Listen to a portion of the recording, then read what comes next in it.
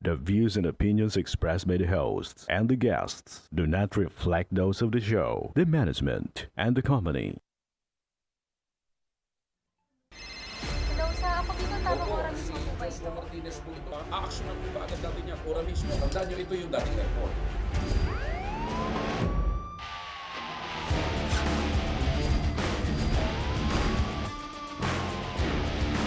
Hoy.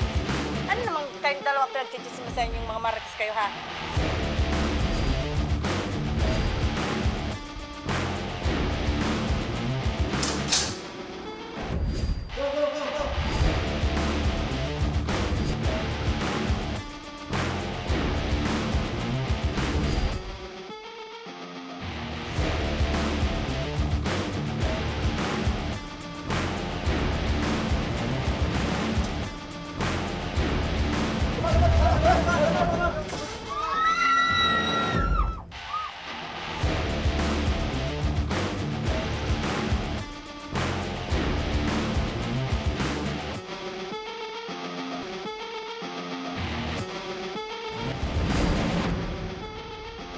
Magandang hapon sa iyo, partner, at sa ating mga masugid na taga-subaybay.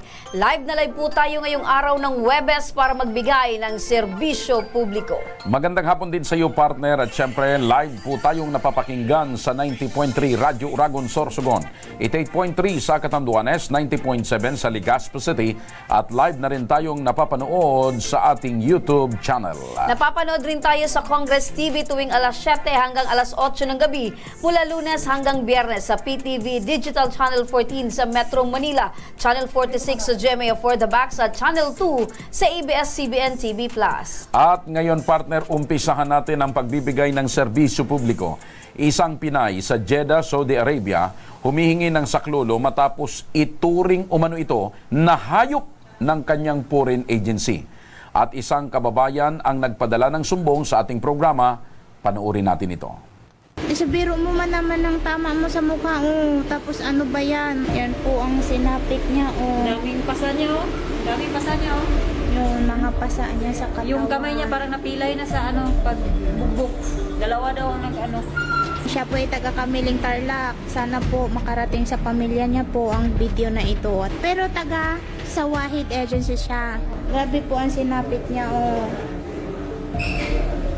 Yung kanyang paa. Tinali siya po. Yan yung kanya pong kamay na meron pong sugat na maga pa po nakatali. Tinali daw po siya 2 tao po ba? Na-rescue lang siya sa sa airport. Pauwi na nga dapat siya ngayon na yung flight niya Pero ito pa po yung sinapit niya. Diyos ko, yung paa niya, ang laki ng paklas. Binugbog daw. Hindi niya alam kung anong lahi kasi Latin daw ang salita. July 1 siya nag-flight. Dumating siya dito is 2. Tapos wala pa siyang 1 month. Nagkasakit ka kaya binigyan ka ng ticket. Ang nangyari, hinatid ka ni amo sa agency. Si agency na ang bumili sa'yo ng ticket. Tapos ang humatid sa'yo sa airport, ibang lahi na. Ayun. Kaya yun ang ibang lahi na ang bumugbog sa iyo. Yan po siya, Yan, partner. Walang awa daw siyang binugbog at ginutom ng mismo niyang foreign agency. Bukod pa rito ay tinatalian pa raw siya sa braso para hindi raw ito makatakas. Makakausap natin ngayon si Maylene Brazan. Sandali. Alam mo, partner, nung pinapanood natin, partner, yung ipinadala sa ating video, makikita mo, partner, nakaawa-awa itong ating kababayan. Hindi lang simpleng nakita ko, bugbog, partner, parang may kwan dito sa kamay. Tinalian, partner, oo. ginapos para hindi siguro, partner, makatakas. At halatang-halata na Nanghihina, partner, yung ating kababayan. at dumanas siya ng matinding Sobrang pasakit. pasakit, partner. Eto, nasa kabilang linya ng telepono si Marilyn Lorenzo Cariaga, ang kapatid ni Evelyn. Magandang hapon sa iyo, Marilyn. Magandang hapon po, sir. Opo, kayo ba ng kapatid mo ay nagkakausap pa? Nung nung last nung nasa hospital po siya. Okay. Kahapon po ng Mari mo bang sabi niya, maya-maya kukunin ako ng agency. Okay, Yung embassy. Mari mo bang maikwento kung ano ang mga sinasabi at sinusumbong sa iyo ng kapatid mo na nangyayari sa kanya? yun nga po yung binugbog daw po siya ng dalawang lahi. Ibang lahi po. Na tapos daw nung paghatid po sa kanya sa airport, iniwan daw po siya doon. Yun po, tapos ginugutom po siya ng 1 linggo nung stay siya sa agency niya, sa foreign agency niya po. Yun po ang kwento niya sa akin po. Tsaka yung cellphone daw po niya, kinuha po ng secretary ng Okay. sa agency niya po. Ito bang kapatid mo ay matagal na o bago pa lamang doon sa trabaho niya? Po, Matagal na ba itong kapatid mo o bago pa lamang? first timer lang po. First timer. Gaano na siya katagal nandoon sa Jeddah? Bali 2 weeks lang po. So Trabaho niya po is 1 week lang. 2 linggo pa lang siyang nandoon sa Saudi.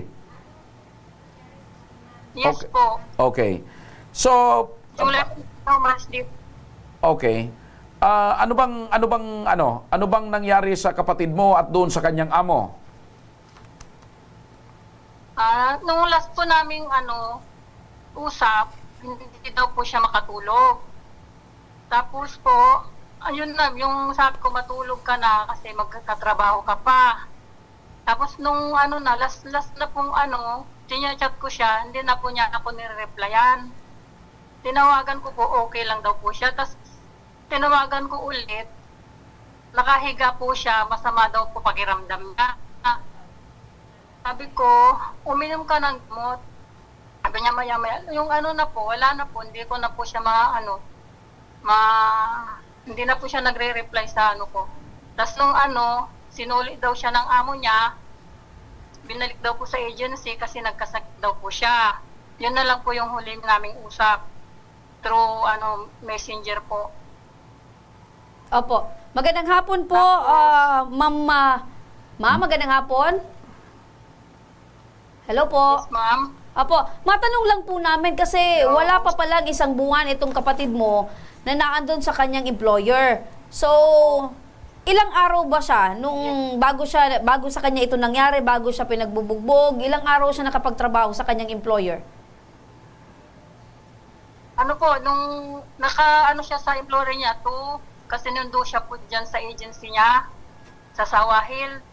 Tapos, mga 4 o 5 days po. Kasi 6 po, dinala na po siya sa agency po.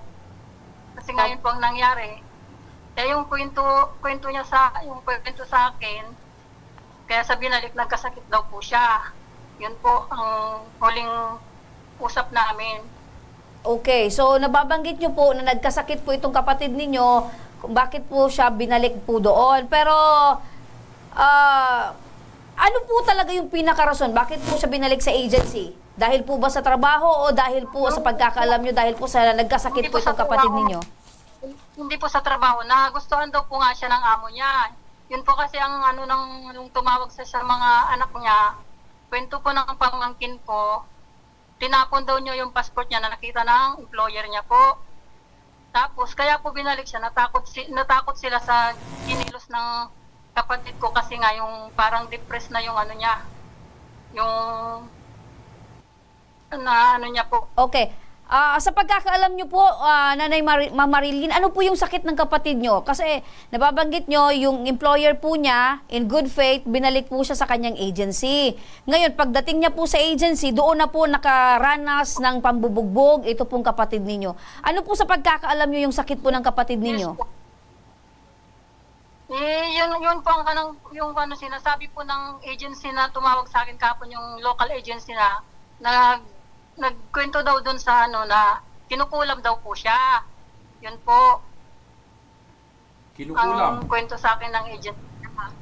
Opo, kaya po kasi dati po kasi yung kapatid ko po kasi ng 2016 po, na-depress po din siya. Ayun, so parang ang kwento ng kapatid ninyo, kinukulam siya, pero sa pagkakaalam po ninyo, dumanas po ng depresyon ito pong kapatid ninyo. Yes po. Opo. Yung kulam po na binabanggit nyo, ano po itong kulam? Galing po daw sa Pilipinas pa or sa Saudi na po ito nangyaring pagkukulam na yun ang pagkakaalam ng kapatid ninyo?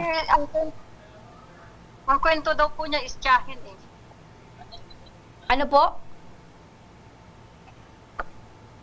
Ang kwento po sa mga pamangkin ko po, tiyahin daw po niya. Tiyahin daw po niya yung nagkulang po sa kanya. Oo daw po. Opo. Bakit po? Meron po Kasi bang sabi daw, ayaw meron daw po siya- bang kaaway itong kapatid po ninyo? Po? Meron po bang kayong nalalaman na may kaaway po itong kapatid nyo para po ay maisipan niyang siya ay kinulam? Wala naman po. Kasi parang yung kulang partner nakarating ng Saudi. Uso lang naman ang kulam dito sa Pilipinas. Pero ako tingin ko, yun nga, siguro baka nagkasakit, kaya binalik ng employer. Pero okay naman daw yung employer sana, no? Opo. Mabait. At nagustuhan naman siya. Kaya lang yun nga, Okay mukhang... naman daw. Yun ang sabi niya, mabait. Pero ate, matanong ko po kumusta po itong kapatid ninyo nung napunta na po sa foreign agency? Kasi doon na po siya nakaranas ng ganito. Hindi kaya sa pagkakaalam po ninyo ay nagwawala itong kapatid nyo? Ano po sa tingin po ninyo? Kasi nababanggit nyo, nagkaroon po ng depresyon.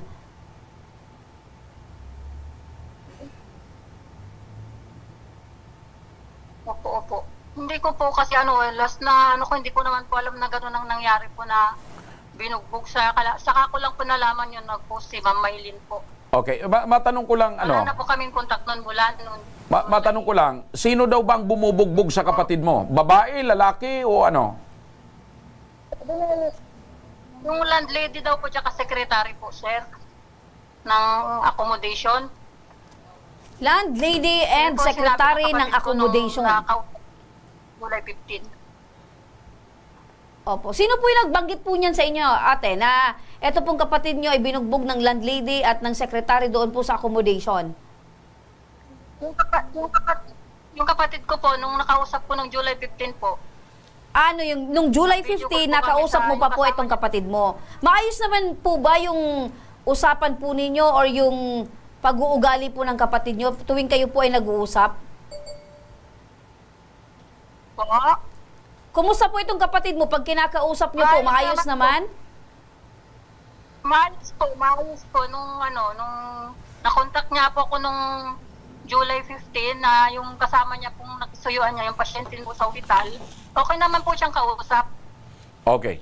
Ito, makinig ho kayo, no? Para agarang maaksyonan ang problema na kinakaharap ng kapatid mo ngayon doon sa Jeddah na nais nang makauwi. Nasa kabilang linya ng telepono, si Attorney Shi Malonzo, ang Director for Operations Center ng Overseas Workers Welfare Administration. Attorney, magandang hapon po. Hello po, magandang hapon po. Opo, eto na naman, isa na namang kababayan po natin ang dumulog dito sa ating palatuntunan, attorney. At ito naman ay patungkol sa dinanas umanong pambubugbog nitong kababayan nating OFW mismo mula sa kanyang foreign agency. At dahil itong OFW ay nagkasakit, ibinalik ng kanyang amo sa agency at ang nais na lamang ng kapamilya ay makauwi na ito sa Pilipinas. Na-check na ho ba ninyo, attorney, yung background po nito? Yes po, tinawagan na rin po namin yung kanyang Philippine Recruitment Agency. At ayon po sa kanyang Philippine Recruitment Agency po, kahapon daw po ay nasa ospital pa po si OFW Lorenzo. At kinonfirm din po sa amin ngayon na kanyang recruitment agency sa Pilipinas na okay na daw po si OFW Lorenzo at kukunin na daw po siya or ipapadischarge na po sa hospital at titikita na daw po. Pero hindi pa lang sure pa nila kung FRA po o dun sa accommodation ng Foreign Recruitment Agency o sa NWOWF. So ito po sa amin, mamaya alas 2 ng hapon para sa ibang informasyon. Opo. Attorney? Naputol? Okay, sandali. At yun. So, nababanggit partner ni attorney na na-check na nila and Tinawagan na nila yung local nasa agency. ospital. Nasa ospital pero madi-discharge na at aasikasuhin na ng agency. Opo. So ang nais nating malaman yung pag-asikaso ba ay kasama na doon yung tuluyan ng pagpapauwi. Ano pa yung mga prosesong At kung ito pagdadaanan? bang foreign agency partner ay may kakaharapin na kaso dahil binabanggit partner ng ating kababayan na Binugbog. doon mismo sa puder nila binugbog ito. Tinali. Nandiyan na ulit siya, Attorney. So, attorney, pagka ma-discharge na po ito sa ospital, ano na po yung prosesong pagdadaanan po nitong OFW po natin? Okay, pinangakuan po kami ng kanyang Philippine Recruitment Agency na titikitan na po siya pauwi po ng Pilipinas at tatawag po uli sila sa amin mamayang 2 p.m. po. Kasi Opo. po yung nag-handle daw na welfare officer po ng Philippine Recruitment Agency ay nakakiling lang ngayon Opo. sa DMW. Opo. Kung totoo po, attorney, yung sinasabi ng OFW na binugbog siya nung mismong nangangasiwa ng kanyang foreign agency doon, ano pong hakbang ang pwedeng gawin ng OFW natin? Mari ho ba siyang Pwede po. magsampa ng reklamo? Yes po, pwede po siya magsampa ng reklamo sa Department of Migrant Workers as soon as makauwi po siya para po maipusan po ng corresponding administrative or disciplinary sanction po yung Foreign Recruitment Agency at ganoon din po yung empleyado ng Foreign Recruitment Agency na nanakit po sa kanya. Opo. If in case po, Attorney Shi, na mapatunayan po na ito pong foreign agency ay nagkaroon po ng pangbubugbog sa ating kababayan, maaari po bang maipasara itong agency kung sakali po? Maari po silang ma-disqualify po sa pagkuha pa ng Filipino workers para po sa agency po nila. So ang tawag po doon is disqualification po. It's either suspension or disqualification. Ayun. Pag na-disqualify po, Attorney, ang isa pong agency, mahihirapan na po silang mag-apply pa. Hindi na makakakuha. Opo. So, attorney, asikasuhin na po pala at mamaya tatawag daw yung mag-update. Alas 2. Alas 2. Siguradong may mga... Yan ang kagandahan, partner, kina Attorney Shi. Dahil meron mismo. talaga, partner, silang sinasabi na eto yung oras. Ibig sabihin, partner, nito talagang gumagalaw yung aksyon. parang itong palatunto natin, ora mismo. Si Attorney Si, pag kumilos, ora mismo. Ora mismo din. Ah, Attorney Shi, ano po yung maaari nyo pong mensahe po sa kapamilya po nitong ating kababayan para naman po ay maibsan po ang kanilang alalahanin? Okay, ang masasabi ko lang po ay rest assured po na yung OWA po ay kikilos po, no? Hindi ko lang kung si Miss Marlene Lorenzo yun nandiyan dyan, yung sister niya. Siya Opo. rin po kasi yung nag-file ng request. So, rest assured po na i-monitor po namin po hanggang po makapiling niyo po, no, si Evelyn po. At of course, no, mayakap niyo uli. So, we Ayun. will ensure po na closely monitor po namin. okay. Last na lang na pahabol, Attorney Shi, dahil ito pong ating kababayan na nagpunta po doon sa ibang bansa para magtrabaho. Pero sad to say po, nagkaroon po siya ng sakit at ito pong problema niya. Meron pa rin po ba siyang pwedeng asahan na sa kanya pong Tulong? employer? Tulong? Opo. Tulong po for medical po ba? Sorry po, medyo malabo lang. Again po. Opo, ano po Tulong yung from- ano po yung maaari niyang from- maasahang tulong po mula po sa employer or sa ating pong gobyerno? Ang dapat po kasi, ang magpapauwi po, no, kung talagang mapatunayan po, no, talagang nagkaroon po ng sakit si ating OFW at hindi niya na maipagpatuloy ang kanyang employment contract na kasi po usually di po ba 2 years. And siya po is July 1 lang po dumating doon, no? So, meaning meron pa siyang ang dami niya pa po natitira sa kontrata niya. So, ang mangyayari po, pag talaga napatunayan ito at merong medical certification talaga, hindi na to work, ang employer po dapat magpapamasahe po sa kanya o magpapaticket po pa uwi. At kung yung mga ilang araw po niya na pinagtrabahuan po sa employer, ay dapat po bayaran po yung sweldo niya na yon. Ayun. Opo. Maraming salamat po, Attorney Si, sa agaran po ninyong pagtugon at mabilis na pag-aksyon dito sa problema po ng ating kababayang OFW. Thank you so much, ma'am. Welcome po. Opo. Makikibalita Opo. na lang tayo, partner. Kasi Yan, mamaya, alas partner, 2. ang sinasabi na tama ka dyan, partner, kung ang programa natin ay tabang ora mismo. Sa Action, Attorney Shi, ora- action ora mismo. Balikan natin si Marilyn, ang kapatid. Marilyn, magandang hapon uli. Yes po.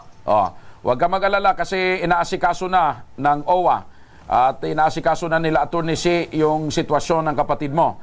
At rest assured, sabi ni Attorney Si na sa lalong madaling panahon ay makakauwi at mayayakap ninyo ang inyong kapatid. Yes po. Mga kailan po, sir?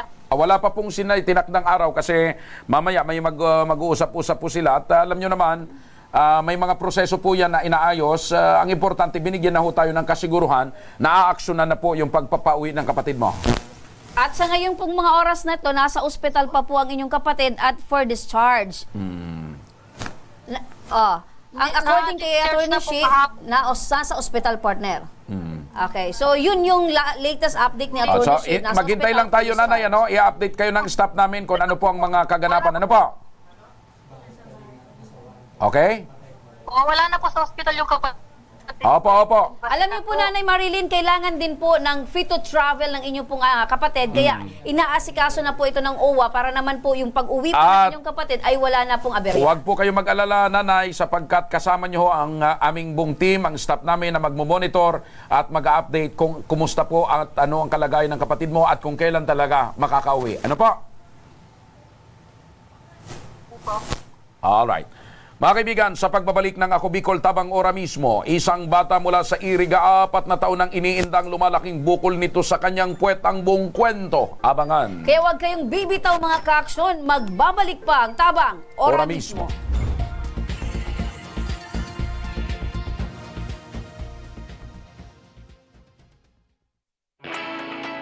Naghahanap ka ba ng trabaho? Marunong ka bang mag-shoot ng video? Mag-edit? Magaling ka ba sa social media? Willing ka bang matuto? Graduate ng journalism o may alam na sa media? Apply na dahil naghahanap kami ng videographers para sa Camarines Norte, Sorsogon, Camarines Sur, Catanduanes at Masbate.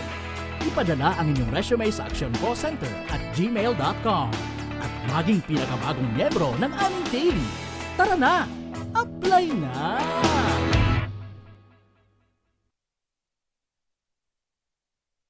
Daan-daan na po ang mga nakapagtapos at may mga kanya-kanya ng propesyon. Sa kanilang pagpupunyagi, walang masidlan ang kanilang mga ngiti. Yun at sa Gabos, nagpapasalamat po ako sa AKB. Gusto ko lang po magpasalamat sa Ako Bicol sa opportunity na tigtatao po arag po sa kuya na estudyante. Dahil naandyan lang, katuwang lagi, Ako Bicol, katabang na, kasurog pa. Hindi rin nagpahuli sa pagtugon sa mga pangailangan ng ating mga healthcare workers at mga frontliners. Sa simula pa lang nitong pandemya, hanggang sa ngayon, walang humpayang pagtulong. Ay, nagpapasalamat po ako sa pagtaunin tabang hali sa Ako Bicol Party List. Papasalamat kong dakula sa duwang congressman. Tayo nakakatabang sa muya sa gabi. Maaasahan, Ako Bicol, katabang na, kasurog pa. Tucked away in the province of Albay, known for its perfectly shaped Mayon volcano, Misibis Bay Resort, a locally owned 5-hectare private island resort. The resort is ready for all those looking to balance tranquility and adventure. This tropical destination is where guests can either choose to relax under the palm trees or have an adventure under the sun. It features modern and luxurious rooms and villas, recreational facilities, and sophisticated services.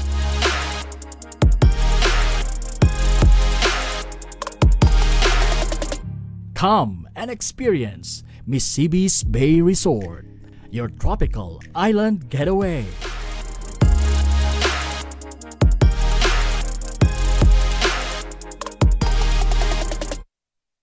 Problema sa tubig, agarang binigyang solusyon. Nagpatayo ng mga solar-powered water supply system sa mga liblib na lugar. Libre, malinis at maaasahang supply ng tubig 24/7. Dakulaon ng pagpapasalamat niya mo dahil may kamalilingan habang kami nabubuhay. Dakulaon nining tabang para sa gabos na tao digdi. Salamat po. Para sa ating mga kababayang nasa laylayan, Ako Bicol, katabang na, kasurog pa. Libo-libo na ang mga nabigyan ng tulong medikal.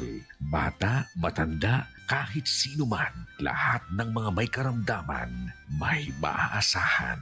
Nagpapasalamat sa Ako Bicol Party List. Hindi po namin makakalimutan ang tulong na dinala ninyo dito sa aming bayan. Maraming salamat po. Dahil iisa lang ang tunay na nagmamalasakit. Ako Bicol, katabang na, kasurog pa.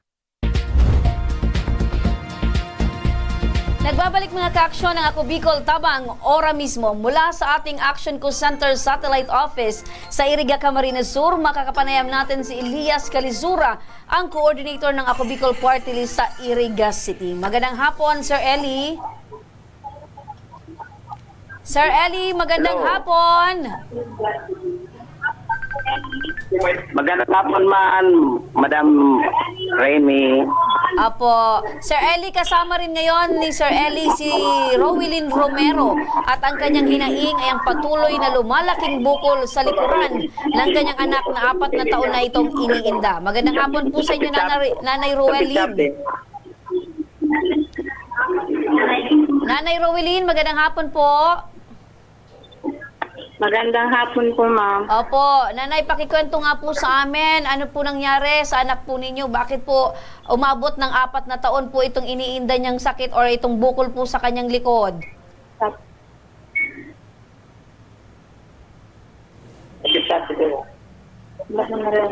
Walang marinig. Okay. So, ang importante, partner, kung may kuwan, ay matulungan na lang ng Ako Bicol Party List sa pamamagitan ng ating coordinator doon. 4 na taon, si partner, Eli. na may iniindang bukol sa kanyang likod. Oo, sa puwit. Opo. So, pag ganyan, partner, kailangan talaga yan mapasuri sa doktor. Oo. So, total naman, nandun na siya ngayon. Nagkaharap nila sila ni Tata Eli o ni Sir Eli. Sigurado, aaksyonan at Ora mismo matutulungan din na ng yan, Ako partner, Bicol. na tutulungan. Oo. Subukan uli natin. Sir Eli.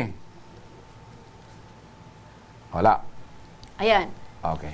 So, ang importante, mga kaibigan, ang ora mismong pagtugon ng Ako Bicol Party List, doon po naman sa batang may iniindang bukol sa puwit at sigurado, aasikasuhin na po yan ng ating coordinator sa Iriga at Camarines Lumalawak Sur. na, partner, ang ating mga offices para, partner, yung ating mga kababayan ay madaling makalapit sa ating partner at humingi ng tulong. Siyempre, yung pagtulong ng Ako Bicol Party List, partner, ay tuloy-tuloy din. Yun ang midhiin at pangunahing adhikain ni Congressman Saldico ng Ako Bicol Party List na yung tulong na talagang kailangan ng ating mga kababayan ay mailapit doon mismo sa mga taong nangangailangan. Kahapon, partner, at nung isang araw, partner, dagsaan yung mga tulong na ibinibigay or walang bumubuhos, humpay. partner, yung tulong ng ating buting congressman. Walang humpay at Correct. walang pahinga. Kahapon, partner, sa Barangay Buyuan, isinagawa, partner, ang agricultural equipment distribution.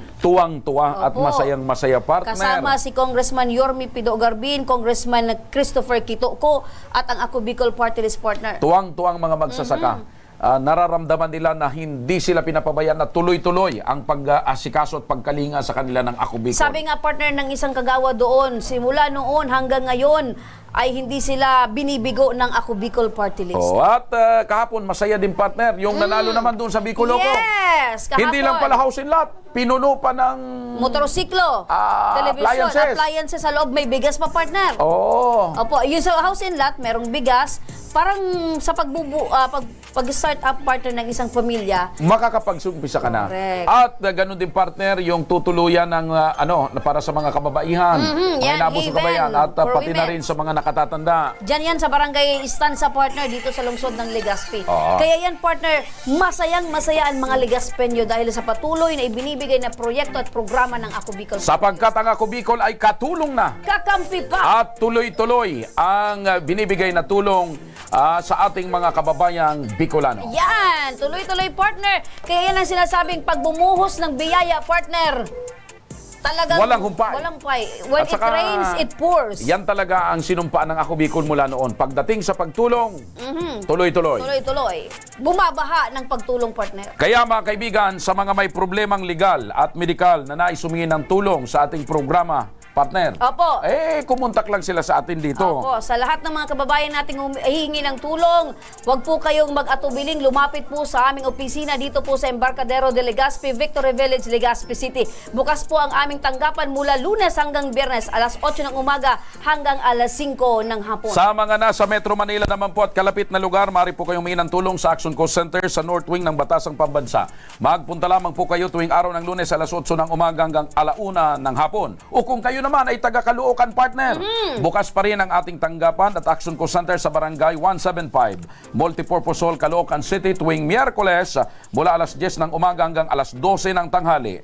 Kaya mga ka-aksyon, again, kada Miyerkules po yan, doon po sa Caloocan. At syempre, maaari na rin po kayong magtungo sa Ako Bicol Tabang Ora mismo ni Congressman Saldico sa Camarines Norte, sa Provincial Capitol Building, Barangay 3, Daet, Camarines Norte. Para naman sa mga taga Camarines Sur, maaari na rin po kayong dumulog sa Zone 2, Tagong Tonggawa, Camarines Sur. Bukas po ang aming tanggapan mula Lunes hanggang Biyernes, alas 8 ng umaga hanggang alas 4 ng hapon. Maaari na rin po kayo magpadala ng mensahe sa aming official Facebook page, Ako Bicol Tabang Ora mismo. Kahit anong reklamo po ay aming tinatanggap. Huwag nyo rin pong kalimutan i-follow ang aming mga official social media accounts, sa aming Facebook account, YouTube at TikTok account, Ako Bicol Tabang Ora mismo. Kaya mga kaibigan, hanggang bukas, sama-sama nating aaksyonan ang mga problemang medikal at legal. Ako po si Mr. Siram, Joshua Martinez. Maraming salamat. God bless Bicolandia. Mabuhay. Ito ang programang May Paninindigan, tutugon sa inyong pangangailangan. Ako naman po si Remy Araneta Mindones. Magandang hapon at salamat. Ito ang Tabang Ora mismo. Aksyon ko sa mga nangangailangan. Aksyon ko lahat ay dadamayan. Noon at ngayon tayo'y sinamahan.